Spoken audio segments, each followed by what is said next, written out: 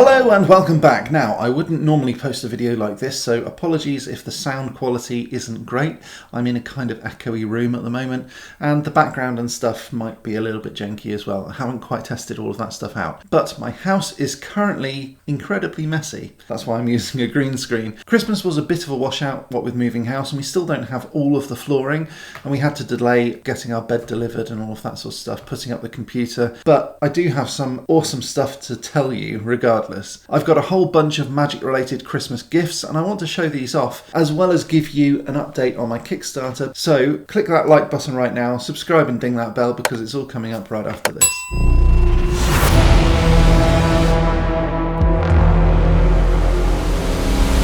Okay, so hello and welcome back to Real Wizardry. By the way, if that intro did actually work as per normal, it's because my computer is up and running. I'm recording this separately.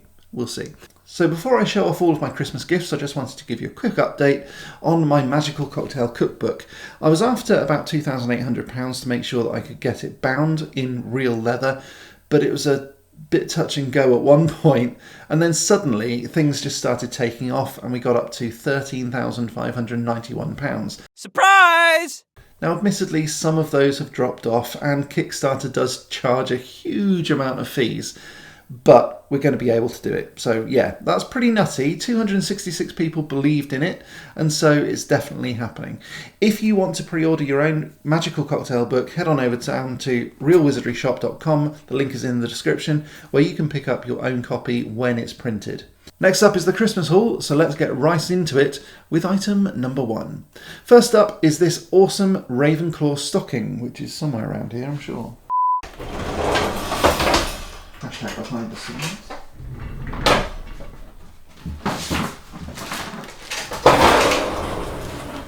Good job I don't do Slytherin, innit? Because that would just zero out on the green screen.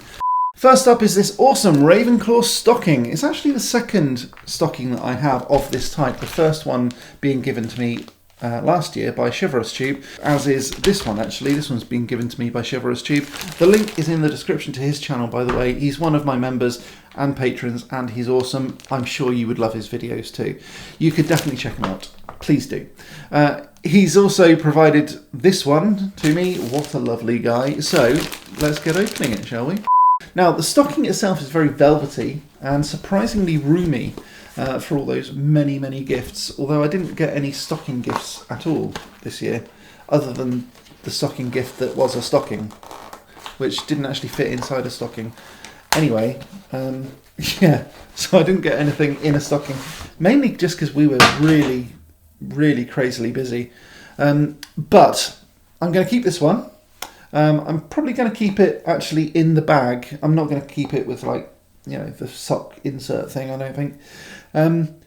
One thing to note is that I can't hold velvet for too long, and I don't know why. It's like some weird nervous reaction thing. I don't know. Ever since I was a kid, I couldn't touch velvet for too long.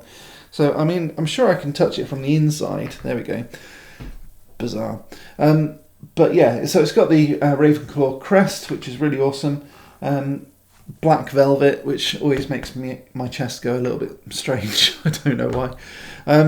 So I can hopefully get it up in my magical man cave next year and hang up on the fireplace or something like that in there. That would be really cool. I do love the fact that I have a Ravenclaw one now. I did have a Hogwarts one before, like a generic one. And since I'm in Ravenclaw House, I think this is much more my thing and it'll go with the aesthetic of the man cave too. Next up is this awesome Banker's Lamp. Because it's over there at the moment while I'm filming, I'm going to put it here instead. Again, thanks to Chivalrous Tube for that. The Banker's Lamp isn't strictly speaking a magical item, but the Goblins and Gringotts do have them, and I wanted to copy that sort of aesthetic in my man cave, so I wanted to make sure that I go for some sort of similar lighting solutions in my magical man cave. And it turns out that I can use this one, and it looks awesome. It turns on using a pull cord like this. I don't know, whatever. But I'm just going to be using it with my voice so I can turn it on by she who must not be named. Yeah, this word. I'm not going to say it out loud in case it activates your own. It gives a lovely diffused light and it reminds me a little bit of the Slytherin common room because of the green light that's cast into the Slytherin common room because it's located under the lake. Next up is this great little poster. Where is the poster? Where did I put it?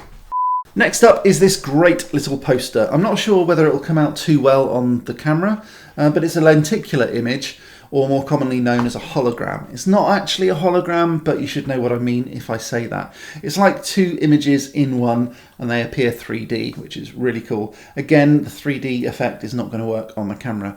I got this poster from my stepson Nathan, and it's going to go in my Wizarding pub, probably behind the bar or something. I'm not quite sure yet. This is the Harry Potter and Sirius Black wanted posters for the Ministry of Magic. If we're being completely accurate here, Sirius was dead long before Harry became wanted by the Ministry, and certainly before he became undesirable #1. But that's a bit of a spoiler alert. But hey, you've had 20 years, so get over it. And I think it's not really something that most people would care too much about anyway, because it does look pretty cool. Now next up we have a version of Tom Riddle's diary, and this pen might well zero out on the green screen, not quite sure, it is a green pen. Again, this is from my stepson Nathan, and it'll be great for a slightly younger witch or wizard, I think. It's a fairly normal book from what I can see. It's not come out of the packaging just yet. It's got like a leatherette kind of, almost snakeskin kind of binding, which I think is pretty cool. It's got gold lettering on it as well, which, as all Potterheads probably should know, this is the real name for Lord Voldemort. It's also got these brass corner pieces on here as well. So let's take this one out as well. Okay, so it looks fairly normal from here. In fact, it does actually feel like real leather. I don't think it is, but it feels like it. It's got nice corner pieces on here, nice brass corner pieces. And it's kind of a tan paper. It's not lined, which actually I prefer. This might mean that I can then start using this as a sketchbook. So that's pretty cool. I really like that, and I like the fact that it says Tom Marvolo Riddle in it as well. Am I going to keep this? I'm not going to display it. I certainly will keep it. I think I'll use that as a sketch pad because the paper's really nice.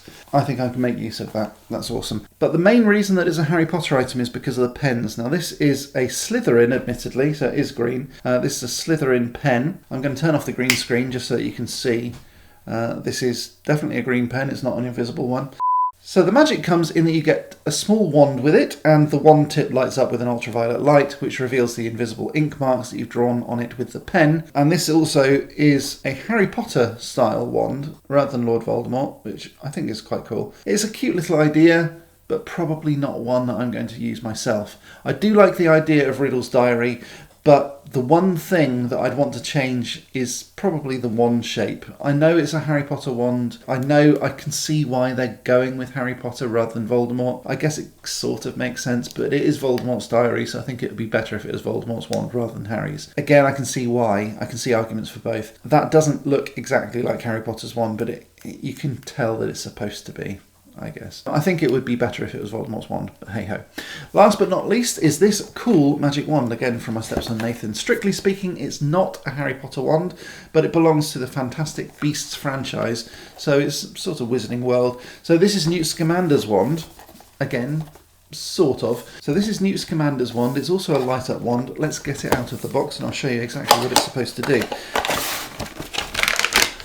Rapid unboxing. So here it is. It does kind of look very similar to the Newt Scamander wand, which I have up in my wand case. So let's see if we can compare them, shall we? Okay, so this is the Noble Collection one. This is the one that I got for Christmas. So you can definitely see they're supposed to be sort of the same. This one's obviously thicker, probably because of the electronics that's hidden inside it. So I'm not going to criticise too much. This one should light up. I'm not sure it does. That's the only problem. No, it doesn't. Okay. So maybe I'm doing something wrong with it, but basically the idea is that it will light up the tip and it will allow you to draw your own Patronus. So like the Patronus charm itself, it's going to take a little bit of practice to get anything that looks good. My Patronus is a robin, so I'm going to definitely struggle to make that look good, I reckon. Again, thanks to Nathan for this one though. Okay, so that's it. That's the end of my little show and tell. I hope you liked it. Let me know which one was your favourite down in the comments. I'll be back next week with some more magical awesomeness and hopefully a better quality video. But until next time, as always, stay magical.